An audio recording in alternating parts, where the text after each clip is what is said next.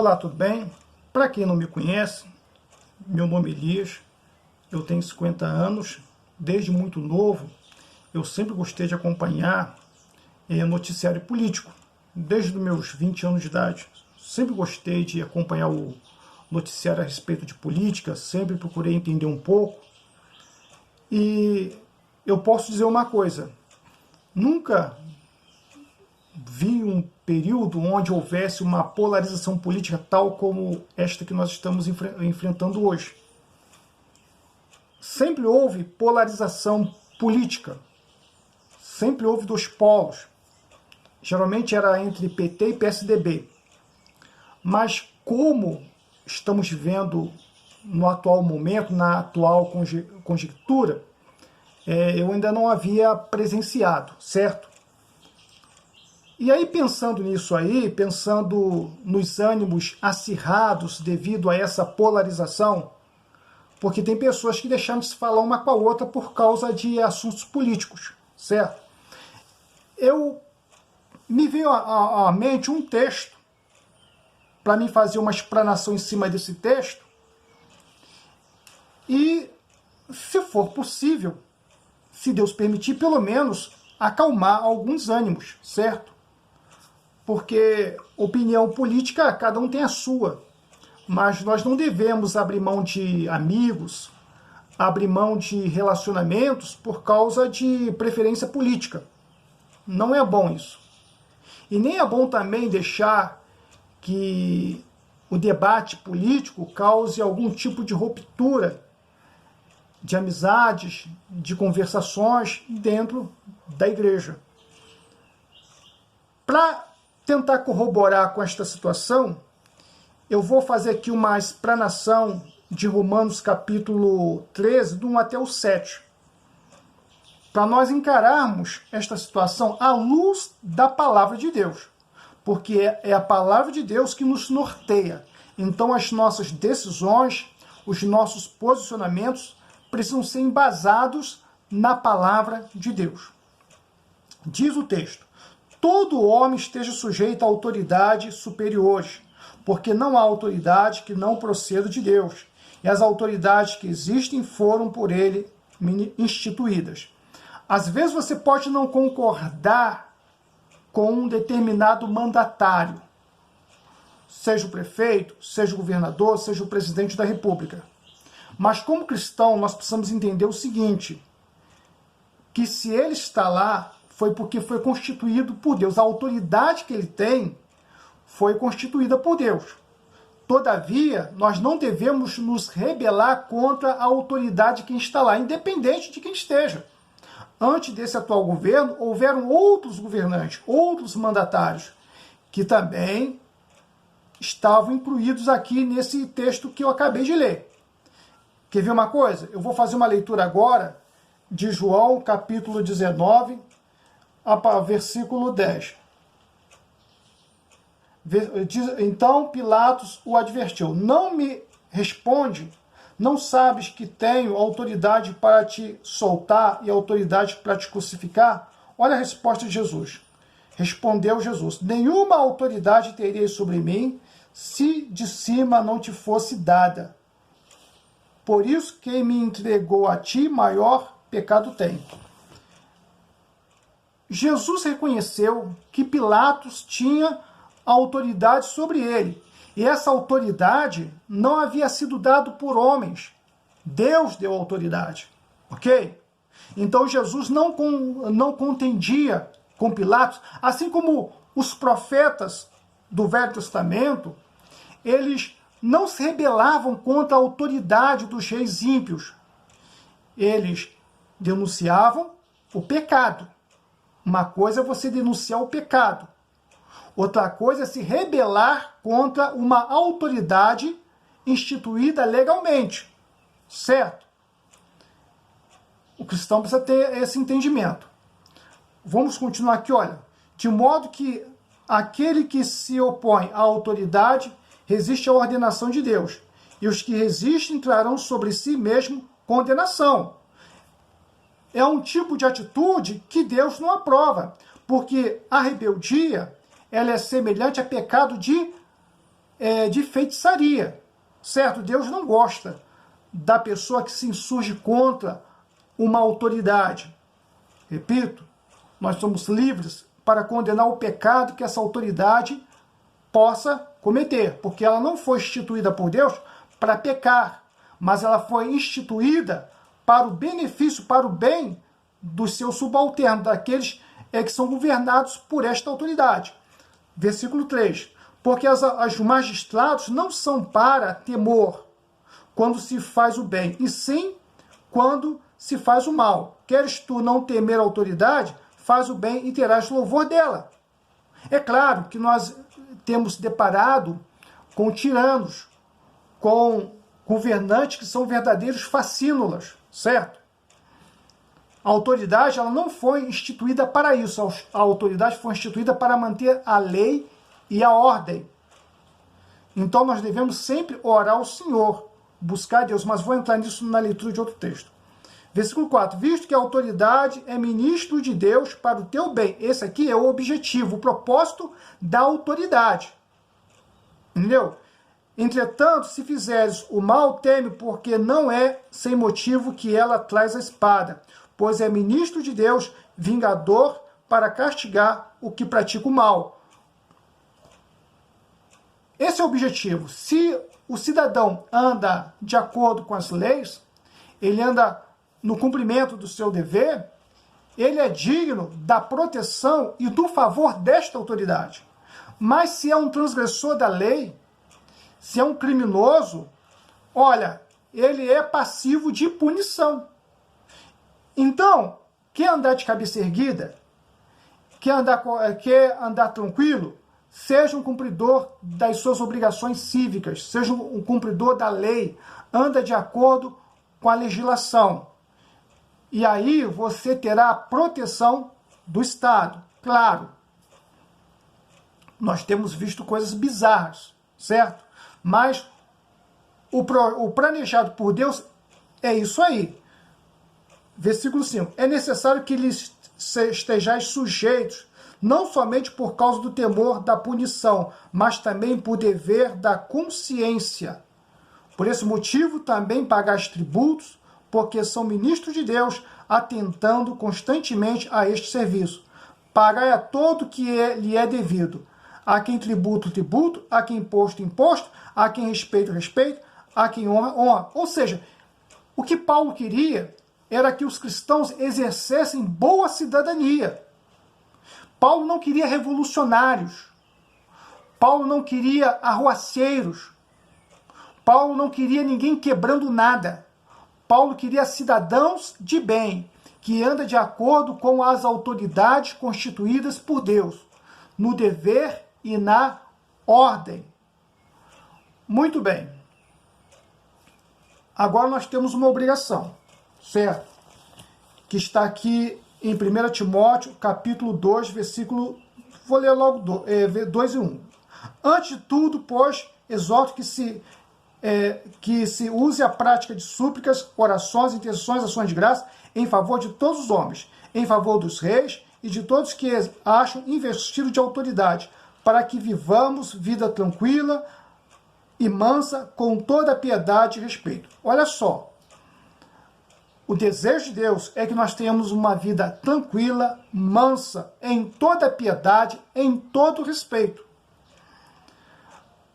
Mas, para que isso seja possível, é necessário que as nossas autoridades sejam boas gestoras da coisa pública. Então é necessário que oremos pelas autoridades, não no sentido de rebelião, para Deus arrebentar, acabar com essa autoridade, não. É no sentido que Deus dê sabedoria, direcionamento para que se faça um bom governo. Se for da vontade de Deus, essa autoridade será mantida. O mesmo Deus que levanta é o Deus que remove. Deus pode remover uma autoridade do seu posto. Se essa autoridade se volta contra a igreja de Cristo, ainda que haja alguns mártires, certamente Deus vai se voltar contra esta autoridade. A vingança, ela pertence ao Senhor. Ao cristão não convém ele assumir um caráter revolucionário, quebrador da coisa pública, disposto a pegar em armas e praticar o mal. Não. O cristão, ele deve orar, buscar a Deus e confiar que Deus há de entrar com providência. E é claro, estando nós num país democrático, num país onde há alternância de poder por meio do voto, devemos votar em candidatos de acordo com a nossa conveniência cristã. Nós somos conservadores, então precisamos escolher candidatos que estejam alinhados com a nossa visão, com a nossa moralidade, com a nossa liberdade religiosa. E devemos excluir, devemos rejeitar candidatos que afrontem os nossos valores, os nossos princípios. Amém?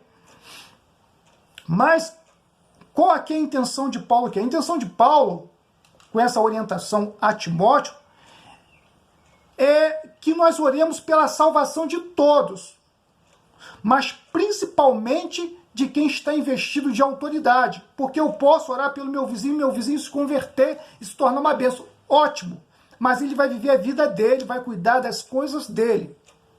Vai ser um vizinho melhor, nós vamos ter uma convivência maior, mas o político que está lá no Senado, na Câmara dos Deputados, que está lá no Executivo, esse político ele tem um poder de influenciar a vida de milhares de brasileiros.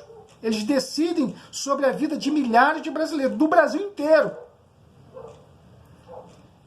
E aí o negócio se torna um pouco mais sério, porque eu sou cristão, eu tenho meus valores, eu tenho meus princípios. Eu gosto de ter liberdade para nos dias de culto pegar minha Bíblia e sair livremente para a igreja e retornar livremente e poder pregar o Evangelho com toda a liberdade. Porque em países comunistas, em países de maioria islâmica e hinduísta, a igreja ela é implacavelmente perseguida. E nós não queremos isso para o nosso Brasil. Então nós temos que orar, primeiro, pela conversão da sociedade. Lógico, o Brasil inteiro não vai se converter, mas devemos orar para que o número dos salvos aumente, certo? E devemos orar pela nação, porque cremos, bem-aventurada a nação cujo Deus é o Senhor. Nós cremos, né? Eu creio que há um grupo significativo de pessoas tementes a Deus nesta nação. E por amor desse grupo significativo que pode crescer mais ainda, Deus pode abençoar até aqueles que não creem no Senhor Jesus Cristo. Amém? Por amor dos escolhidos. Aí o versículo 3. Isto é bom e aceitável diante de Deus, nosso Salvador, o qual deseja que todos os homens sejam salvos e cheguem ao pleno conhecimento da verdade. O presidente da República, em alguns de seus discursos, ele gosta de citar Evangelho de João, capítulo 8, 32. E conhecereis a verdade vos libertará.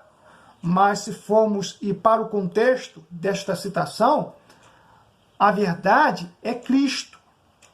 E lá em João 17, versículo 17, Jesus diz o seguinte na sua oração: Pai, santifica-os na verdade.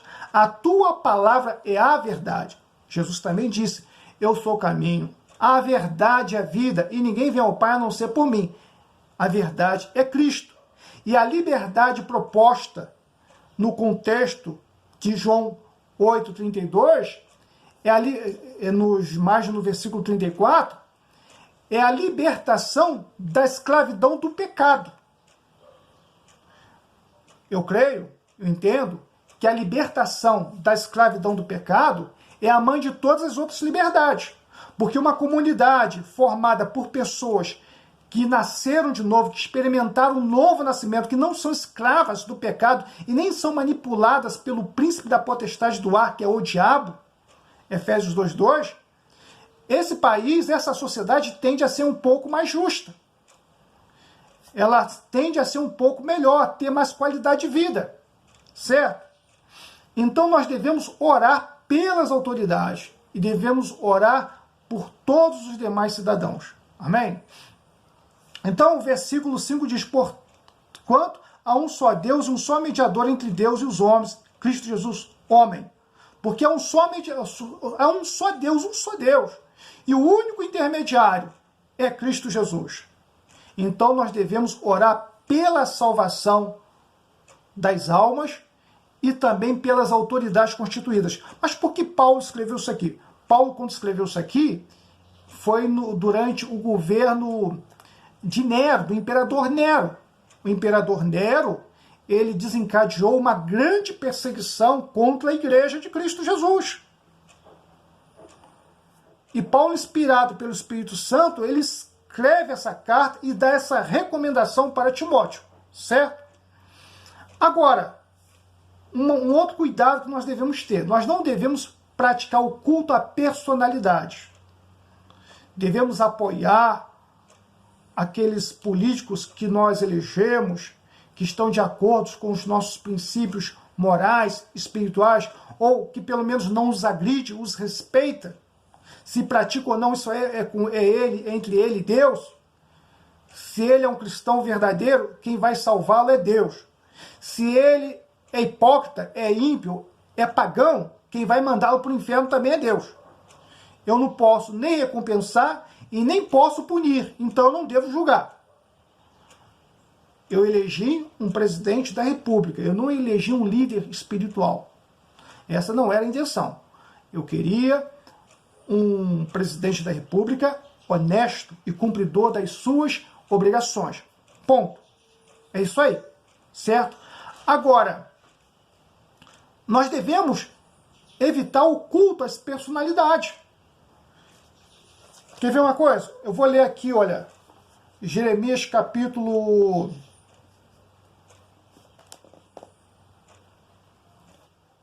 17, versículo 5, que diz, né?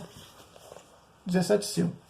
Assim diz o Senhor, maldito o homem que confia no homem, que faz da carne mortal o seu braço e aparta-o do seu coração do Senhor. O que esse texto quer dizer? Não quer dizer que você não possa confiar na palavra do seu vizinho, na palavra do seu amigo, na palavra do candidato, nada disso. Porque a nossa vida está confiada na mão de médicos, na mão do motorista, nas mãos do profissional que a gente precisa, em que área, independente da área de atuação. Mas nós não podemos colocar a nossa confiança na capacidade dele como se fosse Deus.